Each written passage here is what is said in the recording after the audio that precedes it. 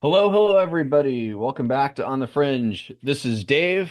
I'm here with Gavin, Hey, hey.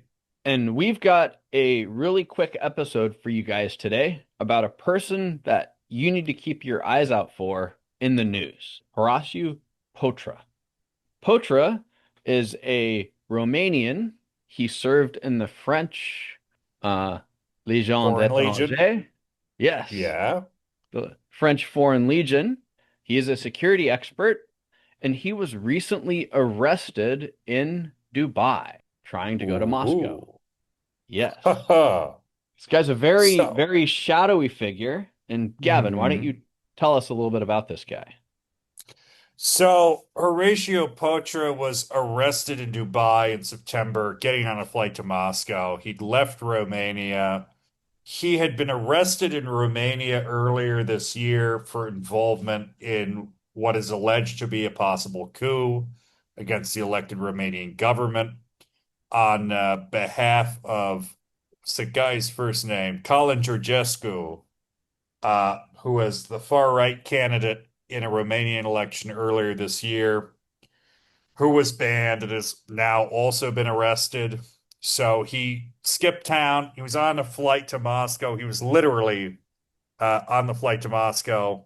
The police, the UAE police in Dubai, arrested him on the plane, took him off the plane, and he's currently in custody. And pretty much immediately, two individuals from Moscow flew down.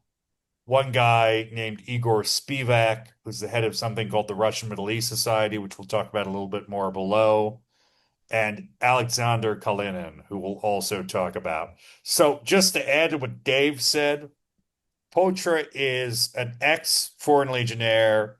He has a long security history in Africa, not just in Central Africa, but in West Africa and Sierra Leone, and in Central Africa, particularly in the Democratic Republic of Congo.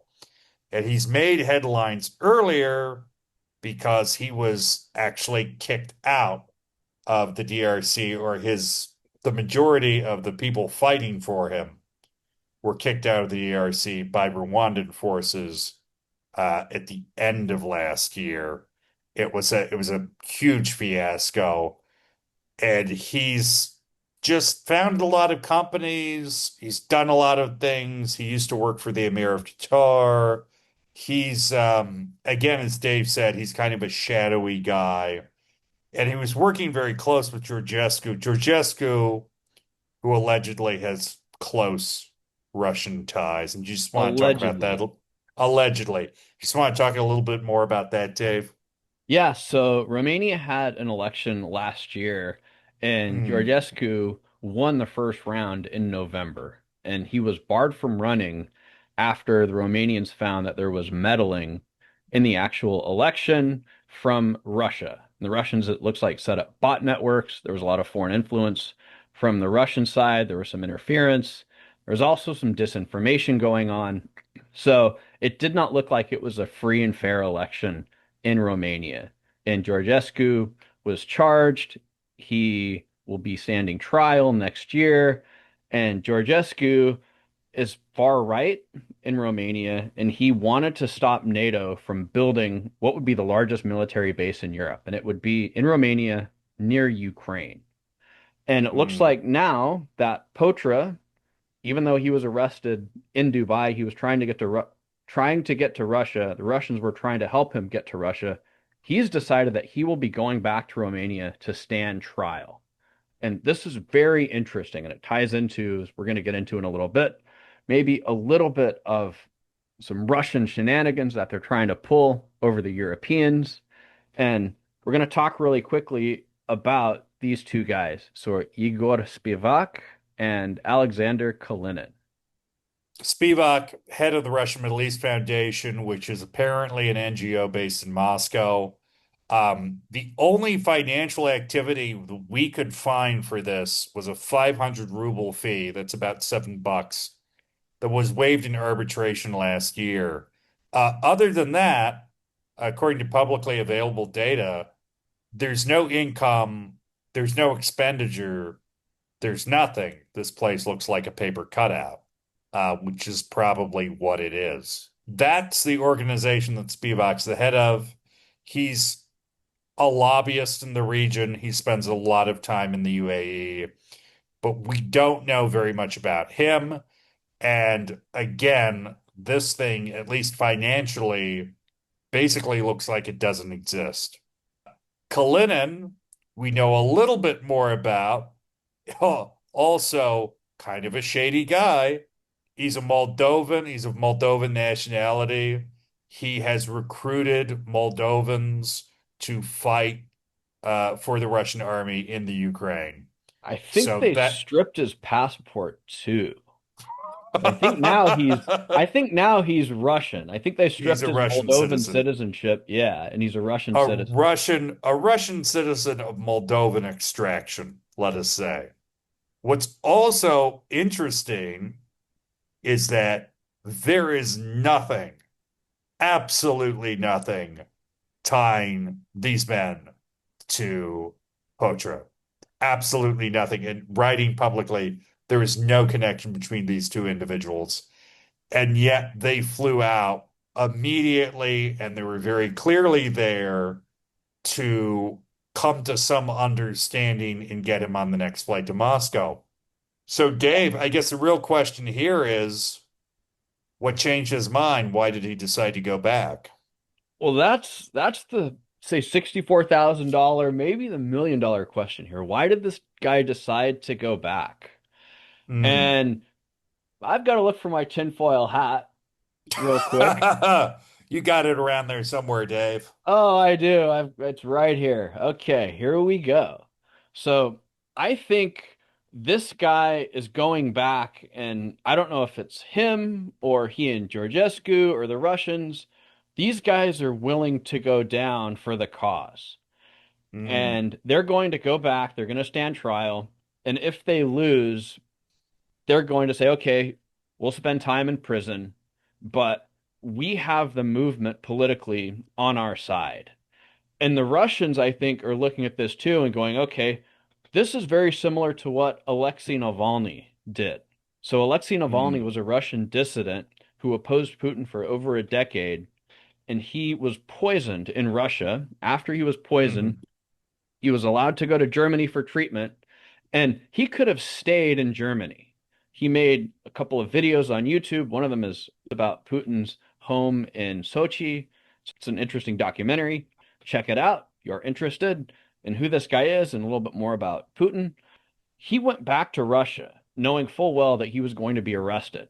And he went Hmm. back, he was arrested, he was put on trial. It was a huge trial. And then he was moved from penal colony to penal colony. And he died last year in February. He was out on a walk. He seemed to be in pretty good health before, and suddenly he just died.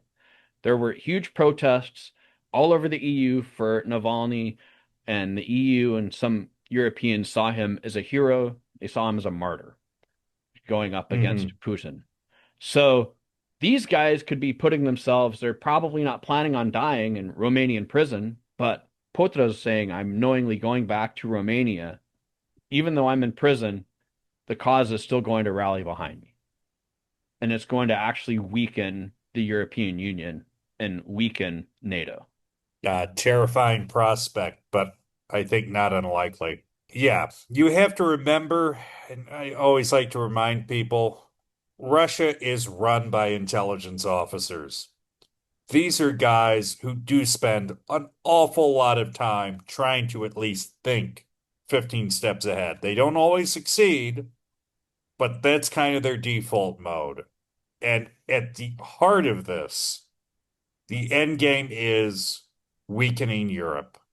They need to weaken Europe so that they can end the war in Ukraine on terms that are completely favorable to them.